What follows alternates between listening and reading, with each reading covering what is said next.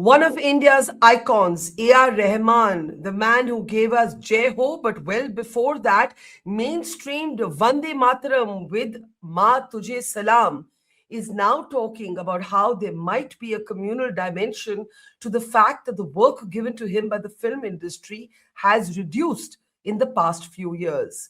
Rahman, speaking to BBC's Asia service, said that nothing had ever been said directly to him, but he heard this through Chinese whispers. Rahman's remarks have jolted the industry and triggered a storm. After all, the film industry remains an industry where it is often said that there is no discrimination on the basis of faith, and it is often pointed out that the three Khans continue to rule the box office and the hearts of millions and millions of Indians. How do we read the remarks made by Rahman to BBC? I'm Barkhadat, you're with the Mojo Story. On the program today, A.R. Rahman is a beloved Indian icon. He's one of the most cherished musicians and songwriters and composers of our time.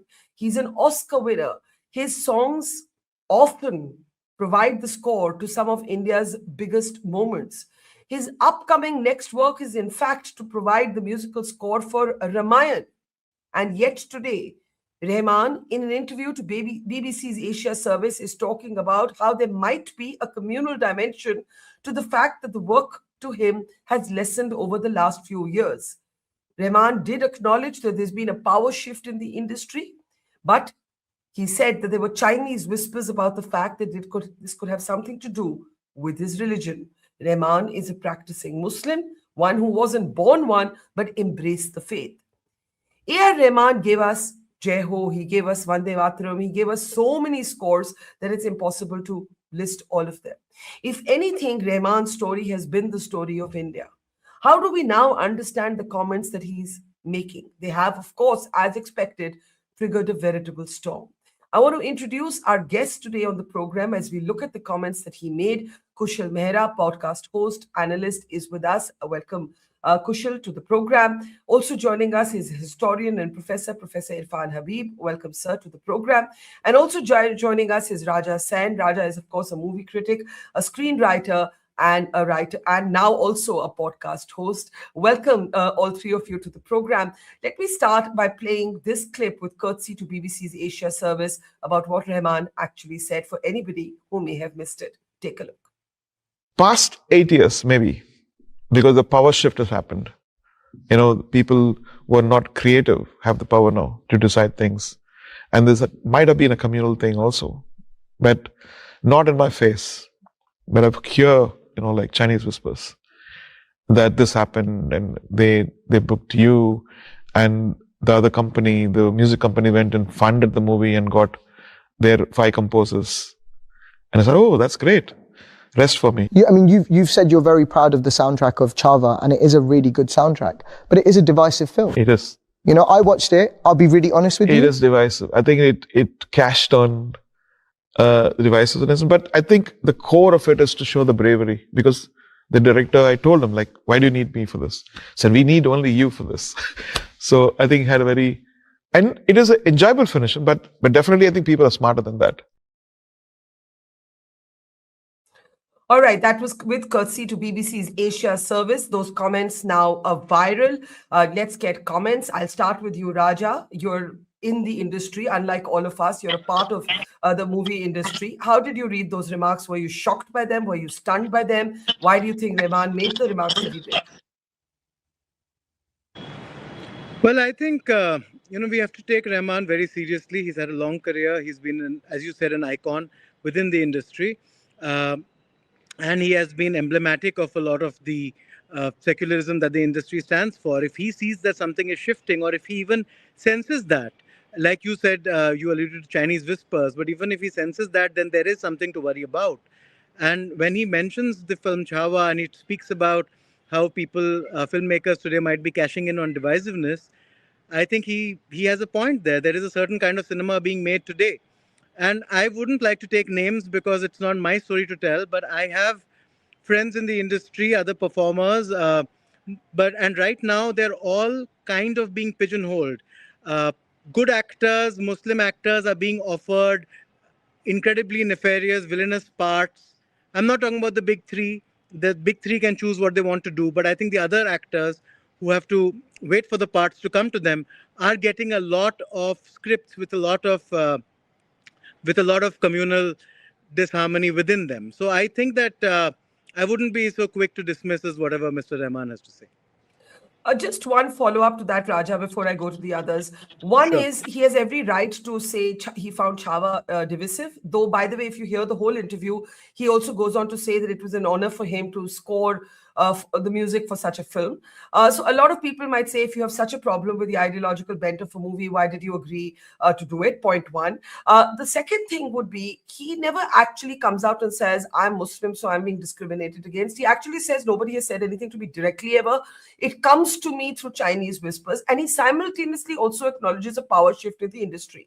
Now, all of us know from our own creative spaces that we all have ups and downs in our careers. There are times when our form of storytelling, our ways of thinking have a larger audience, and sometimes they don't. That's the nature of particularly the creative world. To those who might say Rahman is making a ex post facto excuse for maybe there not being enough takers. Some might say that. You would have seen those comments for his kind of music making. What would you say? Rahman. I Uh, feel Ra- like he has. I feel because it's A.R. Rahman, he has nothing to prove here. I mean, he has had a long and distinguished career. He's been incredibly successful, and every now and then he'll still throw up a soundtrack that people will clamor about. So I don't think he really needs to make excuses for his career or for a certain slump that one may see from the outside. And yes, you're right. The industry is going through a slump itself right now. There is a significant lack of success within the films. The big tentpole films don't seem to know how to work anymore, which were the films that were allowing all the other films to get made. So it's a tricky time for everybody. But within that time, if this is one thing that stands out, I don't think he would say it unthinkingly. And clearly, this is something that he believes or something that he even considers plausible. So I think it's worth us introspecting about it. We may agree or disagree, but I don't think he needs to make excuses for his work. Okay, let me bring in Kushal at this point. I think what Raja is saying is that if we embrace the Rahman, that frankly, without Rahman, there would be no mainstreaming of Vande Mataram as a contemporary icon. We know every time you hear the Vande Mataram go up, India wins a cricket match, or any other moments of celebration. This is Rahman's sort of a gift to us. Raja Sen says Rahman has nothing to prove, nothing left to prove. If he's saying this, you've got to take him seriously. Do you take him seriously, Kushal? I don't take any celebrity seriously. I think the problem with celebrities is they, uh, this is the classic case of the halo effect, right? Uh, I don't like to. I'm not going to go to a historian for quantum mechanics analysis. I'm not going to go to a music director for political commentary. A political commentator does political commentary. Now, whether Rahman feels internally victimized or not, that's none of my business. He can feel victimized for eons to come. Like, I'm not going to go around doing that. As far as I'm concerned, is I look at these things from a market perspective, right? I mean, in the 90s, growing up, I remember Kumar Sanu or Udit Narayan and all these folks, they, Alka Yagnik, they used to sing a lot of songs. Now, today, they're very much alive, but nobody wants to listen to them. What are they being victimized now? I don't buy this beyond a point. Like, are we trying to say AR Rahman is a victim? Really? Like, are we trying to say AR Rahman, after so much success, is really a victim? Let's get real. Like, okay, fine, he feels like that. I can't change how he feels. But like, what, tomorrow I am a disbeliever, I don't believe in any religion, I don't believe in a god, like I play a victim card, what, anybody is going to buy it? So it's like, I don't understand. The problem is the global currency has become victimhood epistemology. So in this victimhood epistemology, this entire poker game that everybody plays nowadays, we have all sorts of victimhood. In America, white people are victims. In India, upper castes are victims. Everybody is a victim everywhere now. So आजकल यही market में चल रहा है. I think we should make a movie and a sound track on victimhood epistemology. कौन कितना बड़ा victim है, and then maybe Bhojpuri cinema will come up with like हम विक्टिम बा, that is the last song that will come. So are you basically saying that just like Alka Yagne, Kumar Sanu have faded from today's headlines, there is a market response, right? And you can't explain the market by invoking your faith. That's what you're saying, Kushal. Yeah, exactly. I mean, hasn't he been hired for, he's been hired for Ramayana. Imagine if his communal identity is a problem, why the Yeah. heck would anyone hire him for Ramayana of all the things? Clearly, his communal identity doesn't seem to be a problem in probably India's quintessential epic, Ramayana. It's clearly his identity, his religion is not a problem. I never cared about his religious identity. Like for me, I don't understand the, see the, again I take it back to, you know disproportionately famous people. Like tomorrow, Virat Kohli says something about something, उसको मालूम होगा कि नहीं होगा, उसने बोल दिया तो उसके बारे में सारी दुनिया चर्चा करती रहेगी क्योंकि वो विराट कोहली है. It has nothing to do with Virat Kohli's core competence or anything on that subject. Like, and tomorrow Virat Kohli can say I feel victimized, वो भी बोल दे वो victimized है. So हर आदमी victim है. I see. And beyond a point, why are we punishing the viewer for all of this? Mhm. Like, if he makes good music today, let's say A.R. Rahman can come up with his own title tracks, right? I'll give you an example. He created an amazing title track for Coke Studio, where there was a Buddhist chant in the beginning. I don't know how many of you have heard it. I loved that song.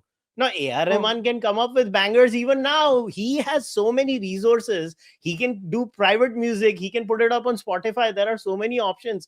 Like, why? Like, I don't Yeah. understand at this point of time why. Okay, let me bring in. I know Raja, I could see you shaking your head in disagreement, but let me get Professor Irfan Habib.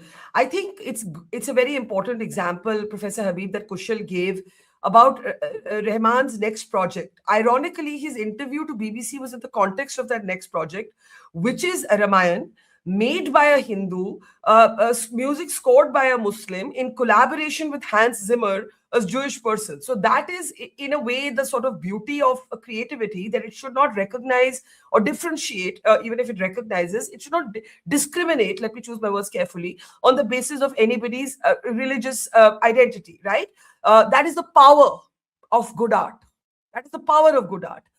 Now, it depends on how you look at, this issue. How do you look at it, Professor Habib?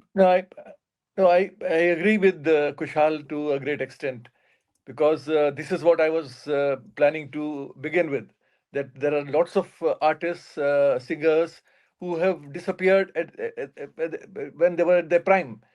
Like Udit Naran, we would love to listen to him even now, but he's not around, and there are so many names he just took. So so it happens now. Most of these artists are busy with their concerts all over the world. They travel around, and people still listen to them. Film industry has ignored them because others have come in. So this is something which keeps happening. Now, when we listen to Rahman, this interview, this remark was also made, uh, I think, not very seriously by him. If you look at it, he said Hmm. maybe that may also be one of the reasons. So he was not really serious about that. So he said so many other things besides that. I Hmm. don't know whether he should have said it at all. Whenever he as Kushal just pointed out, he's one of those iconic musicians, artists even now, and he can do so many things, contribute, and people are still there to enjoy what he does.